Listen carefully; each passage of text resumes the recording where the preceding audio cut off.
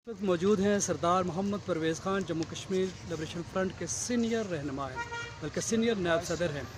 और इनके साथ मौजूद हैं दीगर दरगाह शरका। तो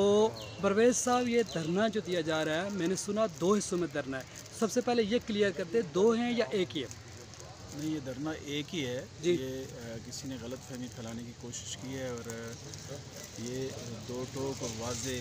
तौर पर ये पैगाम उन जो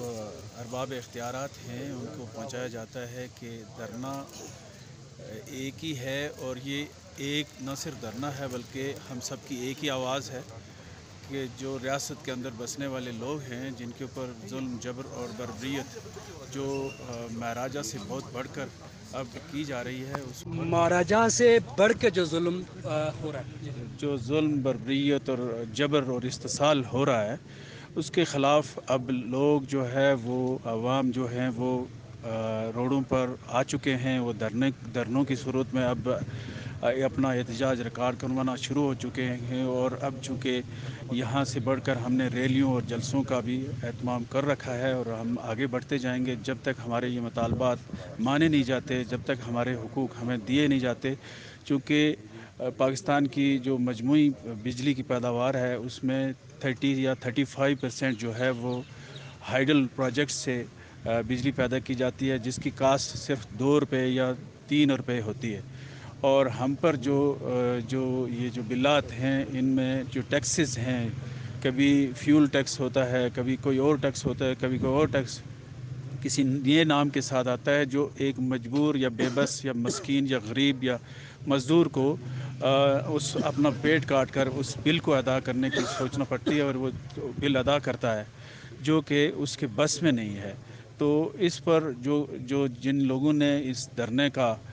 या इस एहतजाज का आगाज़ किया, वो खराज तहसीन के मुस्तहिक हैं, और हमने भरपूर तरीके से मुबारकबाद भी देते हैं। और इस बात का हम बतौर party Jammu Kashmir liberation front भरपूर तरीके से हमायत का ऐलान भी करते हैं। और मैं अपने साथियों को, जम्मू कश्मीर लिबरेशन फ्रंट के लोगों को ये उनसे दरख्वास्त करता हूँ, जहाँ कहीं भी हैं, रियासत के जिस किसी शहर, कोने, कस्बे या करिए में मौजूद हैं, वो इसमें अपना भरपूर रोल दें, अपना भरपूर किरदार अदा करें, और आगे बढ़कर इस एहतजाज का हिस्सा बनें। ये जो खंभों का सरदार साहब, ये जो खंभों के हवाले से बात की जा रही है, तो इसकी क्या हकीकत है? आप क्या कहना चाहते हैं? ये कौन से खंभे उखाड़ना चाहते हैं? खंभे जो हमारी ज़मीनों पर लगाए गए थे आज से 50 साल पहले या आज से 40 साल पहले, वहाँ हमारी खेती बाड़ी होती थी, वहाँ हम जो है ना वो फसलें उगाते थे। तो हमने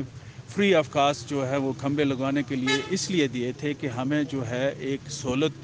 बिजली की सूरत में दी जाएगी, जिससे हम इस्तिफ़ादा करेंगे, और वही बिजली आज हमारे लिए वबाल जान बन रही है। इसलिए कि जो मरात याफ्ता तबकात हैं, जो हुक्मरान तबकात हैं, जो जैसे कि आपको इल्म है कि ये जो लोग इससे इस्तिफ़ादा करते हैं, ये टैक्सेस जो हम पे करते हैं, ये कहाँ जाते हैं, ये कौन सी डेवलपमेंट के लिए ख़र्च होते हैं, वो कौन सी तरक्की के लिए ख़र्च होते हैं, ये महज उनकी जो वडेरा शाही है उसको तक़वियत देने पर ख़र्च होते हैं। उनकी गाड़ियाँ, उनकी कारें, उनकी कोठियाँ, उनके बंगले, और उनकी जो TADAs की मद में और उनकी दीगर जो मराद की मद में वो बैरून मुल्क तफरी करने के लिए जाते हैं, वो एक इस रियासत को जो सो कॉल्ड आज़ाद कश्मीर है, इसको जो है वो एज ए फैसिलिटेटर, चूँकि पाकिस्तान के अंदर जो लोग बैठे हुए हैं वो यहाँ अपने सहूलतकारों को मौका देते हैं कि वो हम पर मुसल्लत हों, और फिर वो हमारे खून को नोच कर उनकी जो है वो जो उनकी ज़रूरियात हैं उनको पूरा करें। तो हम अब अवाम चूँकि इससे तंग आ चुके हैं, और अब एहतजाज पर चूँकि तंग आया या जंग आया, तो अब उसकी सूरत हाल पैदा हो चुकी है, और हम अब किसी तौर पर भी चैन से नहीं बैठेंगे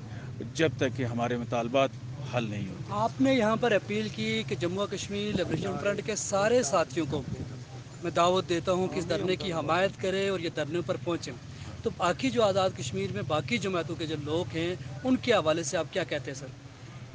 یہ چونکہ یہ مسئلہ اجتماعی مسئلہ ہے، یہ کسی مخصوص طبقے، پارٹی یا جماعت کا نہیں ہے، یہ ہر ایک فرد کا ہے، ہر ایک بندے کا ہے، ہر ایک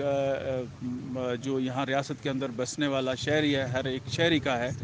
تو چونکہ یہ سب کا اجتماعی مسئلہ ہے تو یہاں کسی مخصوص پارٹی یا جماعت کو نہیں، بلکہ ہم ہر ایک یہاں ریاست کے اندر بسنے والے ہر ایک فرد سے یہ گزارش کریں گے کہ اپنے اس